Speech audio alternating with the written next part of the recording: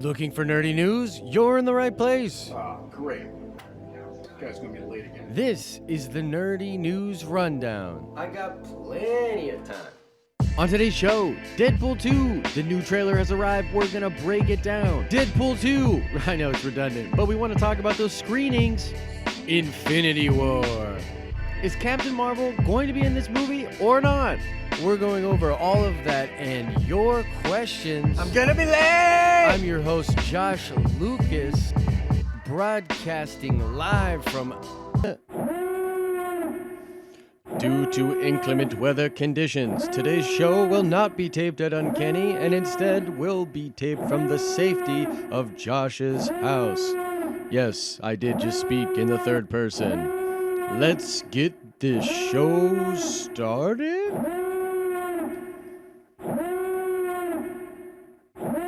Oh man, oh man, oh man. Guys, holy cow, what is going on? All of you beautiful nerds from around the world. I'm, of course, Josh. This is the Nerdy News Rundown. I want to apologize for not being in Uncanny once again. It's crazy. Like all the snow that we got yesterday, it really piled up, and I just didn't feel comfortable getting up there to Uncanny today. So I decided to record our show from home. It's kind of a nice thing we can do from over here if we need to. But guys, huge news today. Big news. It's a Deadpool heavy show. We got to break down this new trailer. It was fantastic, and there's a lot of interesting stuff to glean from this thing. So I want to do a little breakdown here with you guys. I got some notes. I want to go into this. So here we go. So I'm going to be doing this and going my notes here. So let's break down this Deadpool trailer, man. Oh God, sorry about that.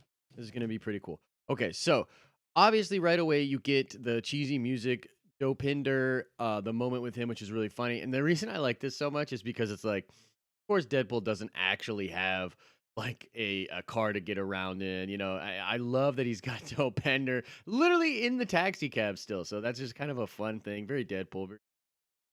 He's running here, getting chased by a bunch of people, and he's like, "Yo, start the car, and then boom, smashes in there, right? And then they get going, and I love it so much because he's like talking about how like he pooped his pants. Um, they both think that they now Fender is giving us a little bit of an info dump here. Look at that, I caught that with like head flying like that. But this is actually a really important thing. So he's saying that like Deadpool's living the life, right? You know, he's got a devil may care attitude, beautiful girl, doing all of this. Now, what I think is happening here is that he's actually giving us sort of an exposition for where Deadpool is at right now. And I think things are pretty good for Deadpool. Like running around, probably getting really good gigs, getting a bunch of money, being the merc with the mouth. And him and Vanessa are probably really good. So things are great for Deadpool. This is a nice sort of way to set things up for us. And then, of course, we get to the inciting incident here. Continuing to explain here. A lot of badass action. It's going to be so violent and cool. This shot here, which is hilarious because I love the little dig on the gluten thing because it's like, I don't know if you guys know this, but like gluten intolerance, in rare cases, it actually, I shouldn't say this because I'm not a doctor, but I have heard that gluten allergy is a bunch of crap and that basically everybody's gluten intolerant. And it's just something that happened to us because we've been eating grain for so long as a species.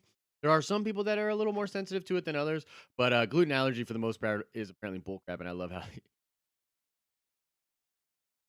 I've heard, mixed things about what they do with Vanessa in the movie. You know, not super concerned about it. Okay, so here we go. Inciting incident. Cable. Now, I don't know if these shots are connected or not. You know, they do a lot of little different editing and stuff when it comes to films. But the bottom line here is that Cable busts in. Deadpool's going to be like, yo, what is going on here? Who the hell are you? And this is where Cable's like, I'm here for the kid. Okay. And so we get our first sort of understanding of what's going on here. Now, Cable is a time traveling mercenary. Okay. He is Nathan Summers, is the child of Cyclops and Madame Pryor, who is a clone of Jean Grey. He's incredibly strong, but he deals a lot with like Apocalypse. He has a techno-organic virus. So he's like incredibly strong, but he uses all of his power to keep that virus from killing him, which is really interesting. But he's very, very strong. So this is the inciting incident, and it looks as though it's taking place in a prison.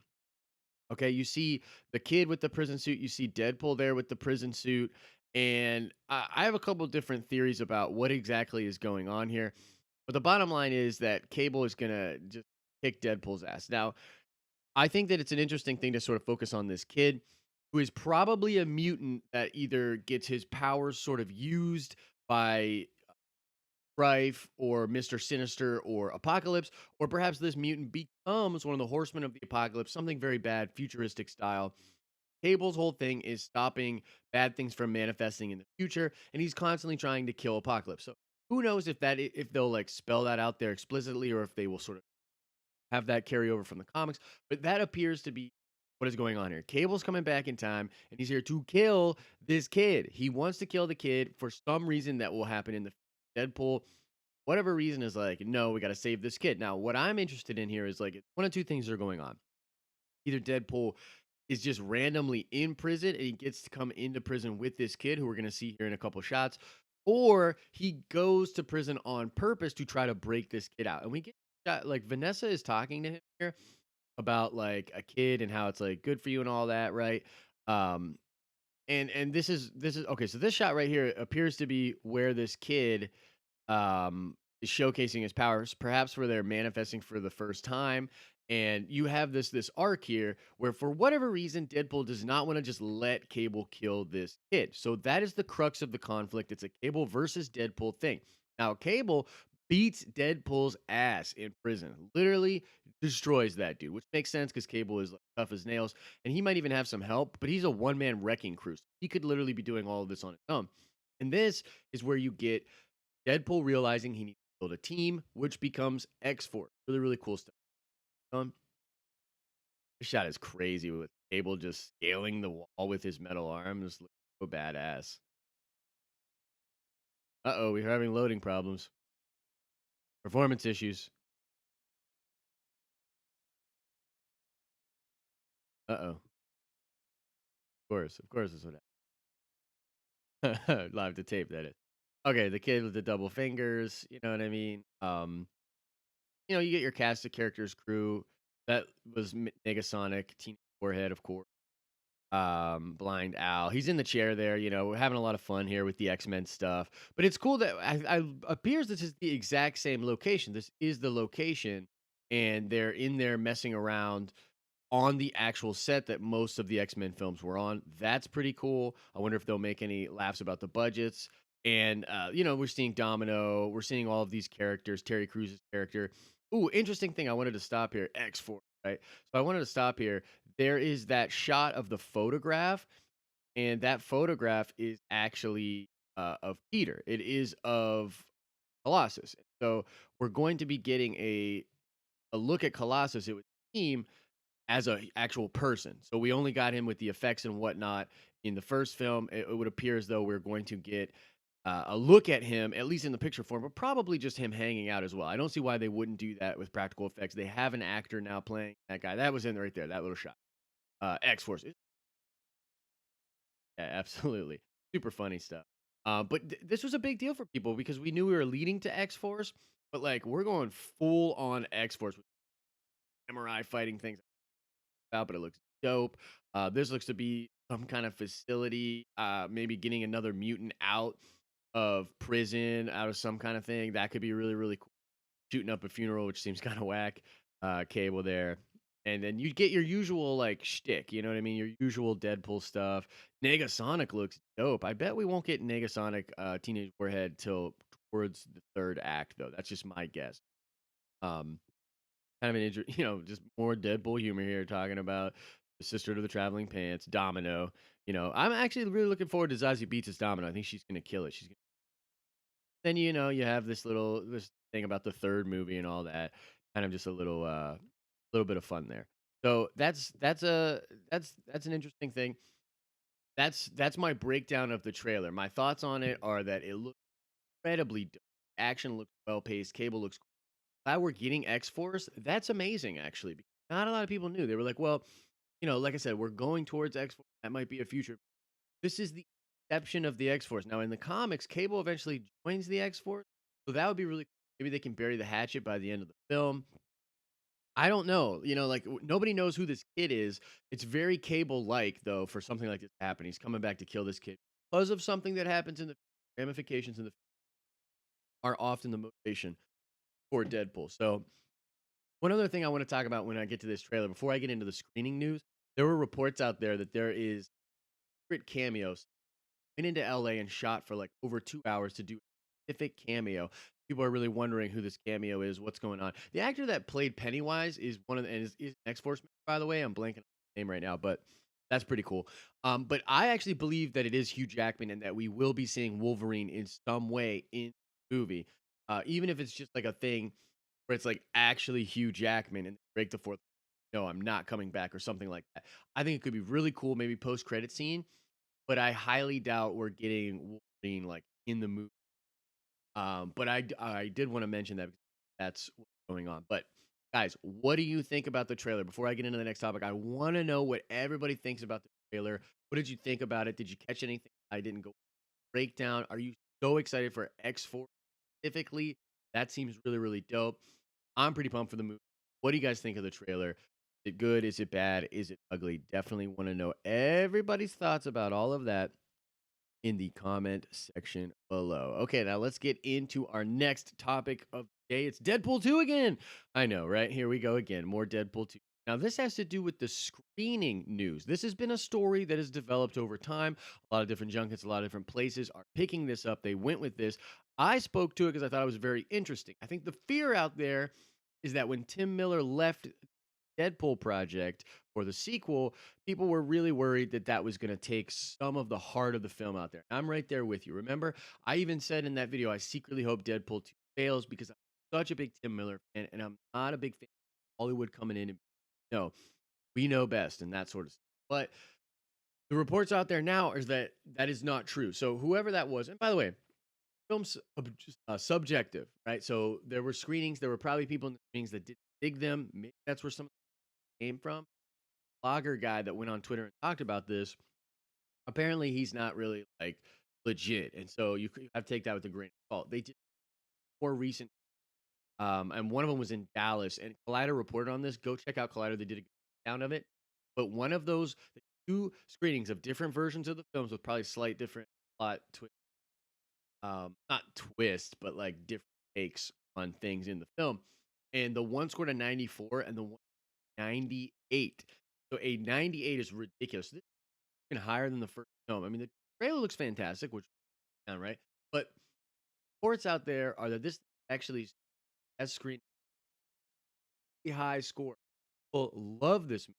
So the version we are going to get is probably that 98, right? Higher. We're going to take that cut, adjust it, do a little bit of punch ups here, there, probably put cameos in there, a little action maybe. And that is probably going to be the get. And so a lot of people's fears are probably alleviated. And look, even said, I want the movie to secretly fail. And even though I'm such a big Tim Miller fan, I love Deadpool. I love Cable. I'm a huge Cable fan. So I'm actually more of a Cable fan than I am a Deadpool fan. I'm excited to see the characters interacting, but especially going X Force. I mean, I'm I'm into this, and I've sort of turned around on it. Now I'm hoping the movie well. I would love a sort of more mature take with X Force even when the Fox purchase Disney deal thing goes through. I would really like integrity, what they set up tonally and thematically continue. So, and who knows, maybe Tim Miller could come back and even direct an X Force. That would be pretty cool. I know he's working on comic book stuff, including Pride. That could be very interesting. But I just wanted to report, guys, because we went over that before. And, I had said, wow, isn't this crazy? This suck. And it made apparently that's not the case. So we can cool. Screenings are going incredibly well. And honestly, the biggest loser of this whole situation is probably Solo. Because Solo now, I mean, like Infinity War is going to crush. It's going to be, it moved out of the way for Solo and still is probably going to affect it. If Deadpool 2 is amazing, which it's seeming like it might be, people are going to have a hard choice. Do I go see Solo? Do I go people like you and I, the people that watch this show, we're probably going to see both. Your casual movie going audience, like maybe they can only go a couple times a month. They have to make a tough decision. Deadpool, Infinity War, um, Solo. So I think Solo kind of loses the equation, but I want to know what you guys think about all of that in the comment section. Let me know your thoughts about news about this screening. You think it's bogus? You think it's for sure? I mean, it's pretty much well documented at this point. I do want to know what everybody thinks. Okay. So let us get in to the next topic. This has to do with Captain Marvel in Infinity War. This story has been evolving over time as well, and it's been really confusing to people. Like we thought, oh, she's gonna be in Infinity War. Then there's some reports like, nah, she's not in the first movie. Then recently in W articles, the Russo brothers are referring to her as being in the movie, right? And so people are like, oh, the Russo brothers confirmed that she is in the film. Then we're hearing reports from Disney saying, no, Captain Marvel not in. And so, what's the truth? What's really happening? And why are we hearing such mixed things? Well, I sort of spoke to this casual Tuesdays, superhero Tuesdays on Digital Charcuterie with James Razile. Sort of broke down some of the news and things that are going. But I think that has to do with the fact that these movies were shot as a two-parter. And so even though they're not calling it part 2 anymore, Avengers 4, even though they're not giving us the name of what that movie is, I truly believe when they say Infinity War in their head, I think a lot of the directors, actors, and talking about Avengers 3 and Avengers 4, part 1 and part 2. So that's what I told James when we were talking about it. That's what I truly believe. Those come out and say, yeah, no, her in War is awesome and she's a great character. And they're talking about the second part of Infinity War, probably going to be called Infinity Gauntlet. So the news right now is that she's not in the film. She could have a cameo, a post credit scene, not in the actual movie. We got some reports that original storyline had her forefront, a very Captain America esque character, very moral, know what was right and wrong, coming powerful character. And what I'm sort of hearing and putting together from different reports is that they decided to take that out of the first movie because they give focus and a closing chapter the Avengers we already have.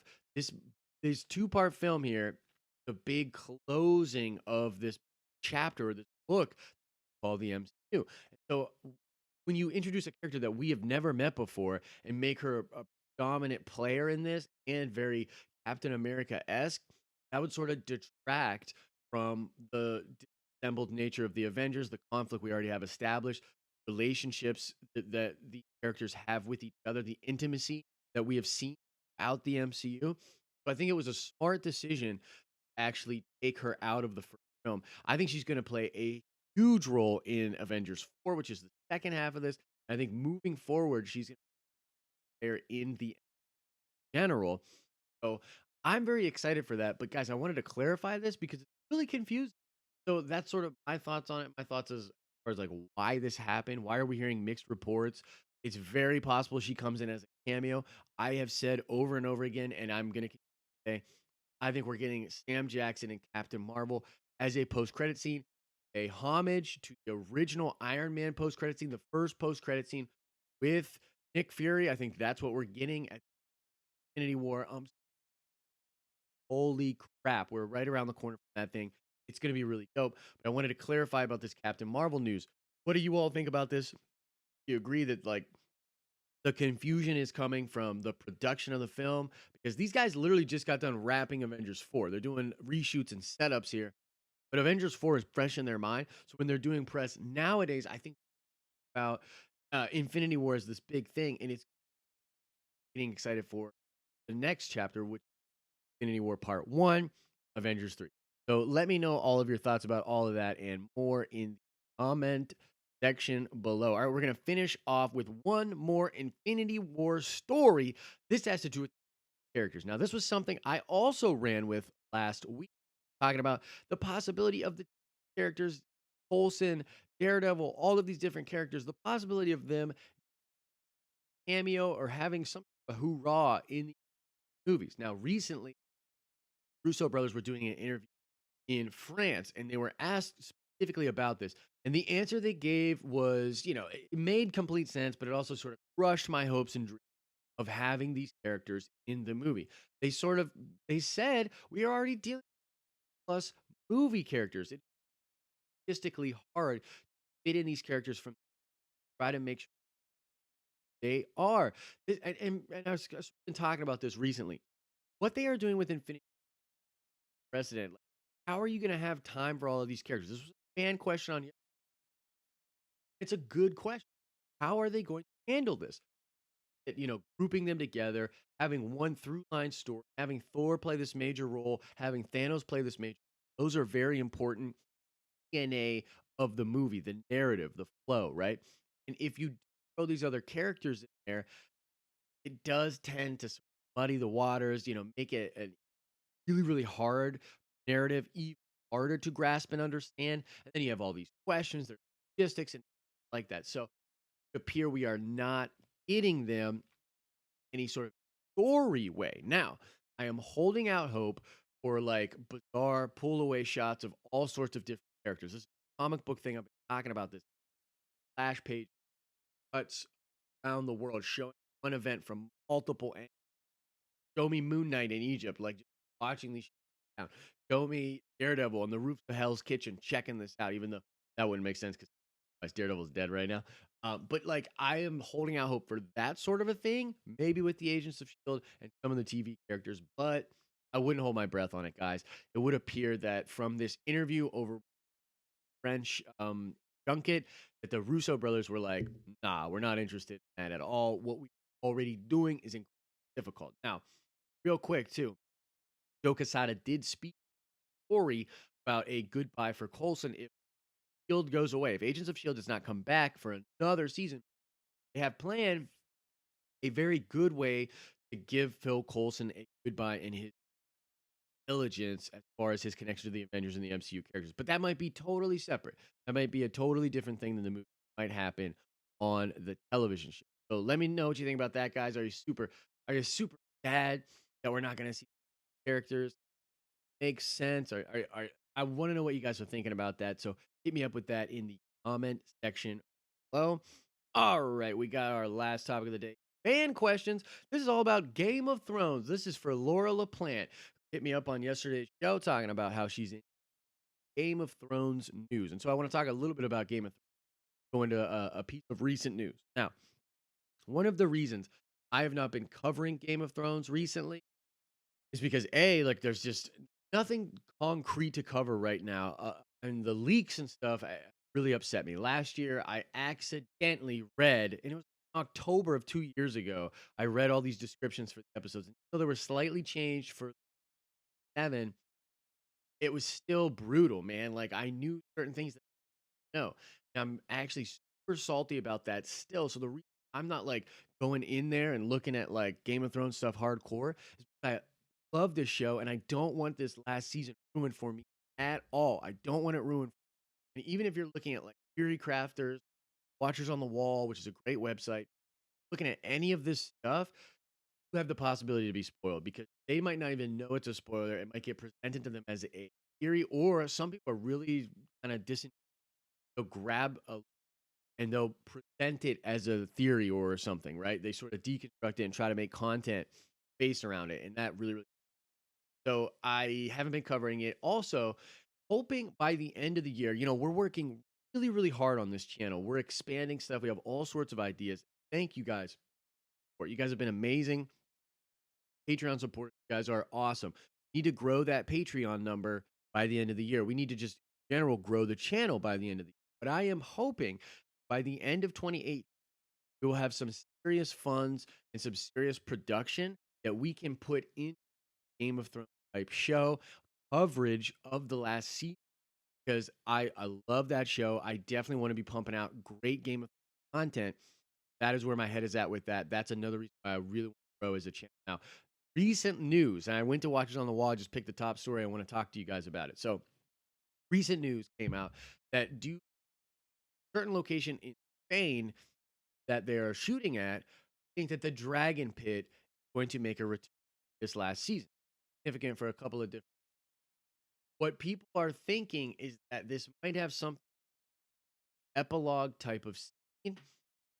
Danny and John, right? Danny and John might fly their respective dragons, Dragon Pit, have a wedding, and have a happier ever after ending. Also, there are rumors. I don't even like going here, right? But there are rumors that we're gonna get a really messed up ending. So my current favorite theory out there is that the Night King Harris, he actually wants to have a child with her, wed with, and like literally have a fire. The White Walkers, Targaryens, like not John, and that would be so crazy. It could also be something like that, like think the Night King comes down with his dragon, Daenerys comes down with his dragon, and we have a marriage, seals the fate of the world, where like the White Walkers are like, we won't kill everything, give us Daenerys, and they're gonna go back beyond the wall, hide again, or something crazy like that. So I don't necessarily like that ending, but that's a actually, I said I don't like it. I would be satisfied, but I kind of love it because it's so crazy, right? That would be a crazy ending for Game of Thrones. So that's the rumor out there. There's also somebody talking about maybe the Game Bowl going on in the Dragon Pit. Dragon Pit's a really cool location. It's very important to House Targaryen, as was explained last season. So I wanted to go over that. Thank you. Not only the great questions, sort of just, I guess, desire to talk about Game of Thrones, but for supporting the channel, for being awesome in the you and Amanda are like really good friends now, which is kind of cool. Is and everybody who's been watching the channel, you guys are amazing. So I'm gonna get out of here, guys. Once again, we should be back to Uncanny tomorrow next week. Spring. Hopefully, Old Man Winter realizes he's drunk and goes home, and we can get back to normalcy around here. That would be pretty. But let me know if you have questions, guys. I want to talk about what you want to talk about in the comment section below. Hit me up with that stuff. We'll put on a later show. You guys are amazing. As I always say, hope you're having an day. And I will see you Star Wars Sunday. Well, actually, tomorrow on Friday and Star Wars Sunday. All right. Bye.